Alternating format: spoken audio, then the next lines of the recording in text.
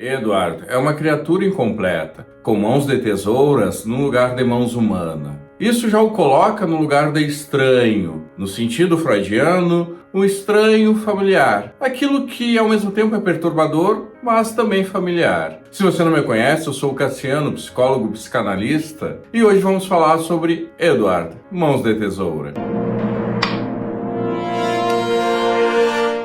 Eduardo tem a aparência humana, mas as mãos muito afiadas. Isso o distancia do convívio social. Agora, no fundo, ele representa aquilo que é inerente, aquilo que está intrínseco em todos nós e que tentamos esconder, nossas marcas, nossas imperfeições. Aquilo que não se encaixa num padrão social, num ideal de normalidade. As mãos de tesouras não representam apenas a diferença, elas representam a impossibilidade de um contato pleno. São mãos que ferem, que machucam, mesmo sem querer. Isso nos representa a nossa falta e é isso que nos constitui. Somos seres desejantes e o desejo, ele sempre vai coexistir com a falta. Se há desejo, a falta. E esse defeito que Eduardo representa de uma forma concreta nos faz lembrar que é impossível nos relacionarmos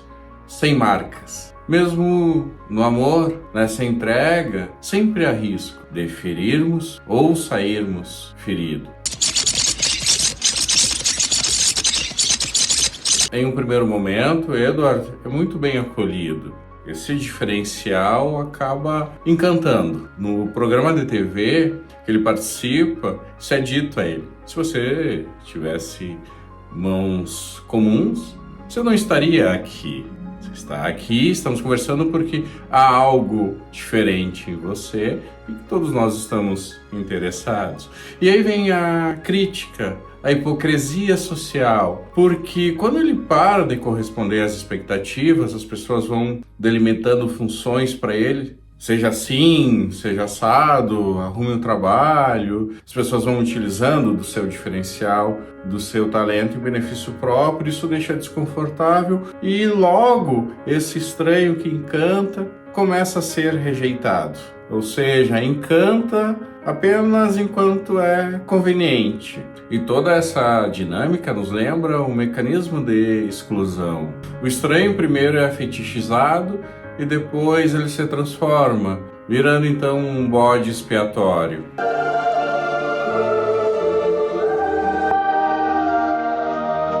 E nós vemos a relação entre Eduardo e Kim, que também tem suas simbologias. Ela representa a força do desejo diante do impossível. Ele a ama, mas não pode tocar, não pode se aproximar, não sem riscos. E essa barreira intransponível, ela representa muito bem para a psicanálise, quanto o desejo é sempre atravessado pela falta. O amor de Eduardo é puro, mas não importa o quanto ele deseja, o quanto ele queira, quanto ele se dedica, esse amor está fadado ao desencontro. Podemos observar, não importa o quanto você queira, o quanto você deseja, o quanto você invista. Nem sempre o afeto consegue se realizar plenamente no campo do real. Apesar de ter as mãos que ferem, Eduardo ele conseguiu transformar sua dor em arte. Ele conseguia fazer esculturas de gelo, em arbustos, em penteados. Então, de alguma maneira, ele conseguiu, dessa forma artística, simbolizar, dar um outro significado à sua condição. Isso dialoga com a nossa vida psíquica. Quando conseguimos transformar nossas marcas, nossas cicatrizes em algo positivo, em algo que nos permite continuar, nos permite seguir, inclusive até mais fortes do que antes. Muitas vezes até nossas feridas mais profundas conseguimos reverter em arte, em singularidade. Isso acontece muito cedo. Quando a criança, por exemplo, começa a ler, começa a se interessar pelos estudos, ou seja, a energia que estava em outros elementos da vida começa a desaparecer, a dar lugar ao desejo de aprender, a ser mais autônomo. De alguma maneira, se distanciar um pouco de seus pais. Isso é importantíssimo, isso é uma transformação. E ainda sobre essas questões, vemos nos regimes totalitários, como a época que foi no Brasil, foi um momento de muita dor, de muito sofrimento. E os artistas criaram lindas metáforas, e o resultado foram músicas eternizadas. E ao retornar ao castelo, Edward volta então na condição de monstro, isso claro aos olhos da sociedade. Mas ao mesmo tempo ele deixou marcas. Ele permanece como símbolo da diferença e da beleza que só nasce com a incompletude. A neve que cai enquanto ele está esculpindo as esculturas de gelo, dizem que foi uma passagem marcante. Ele deixou suas marcas. Mesmo estando distante, ele se faz presente. É como se o filme dissesse para nós: a subjetividade de alguém nunca desaparece. Mesmo sendo rejeitada, ela encontra formas de permanecer.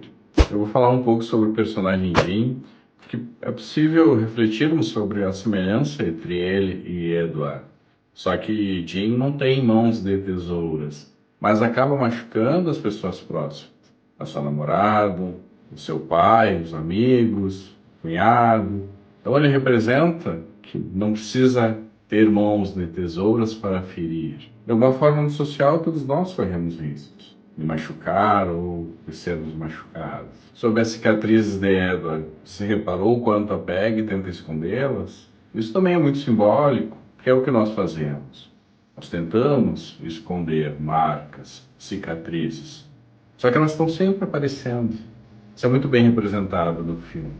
Elas voltam, de algumas formas disfarçadas, mas estão ali nas nossas ações, nas nossas atitudes, nos nossos sintomas. De alguma maneira, isso vai vir à tona, isso vai aparecer. E para que isso cesse, é preciso olharmos, é preciso que isso seja trabalhado. Só assim conseguimos uma elaboração para podermos ressignificar tais marcas. Por isso, o trabalho analítico se faz tão importante. E se você gostou desse vídeo, compartilhe com quem gosta do filme.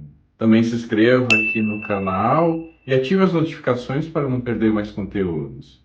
Filmes, séries e animes você acompanha aqui no canal do Cinema. Até a próxima!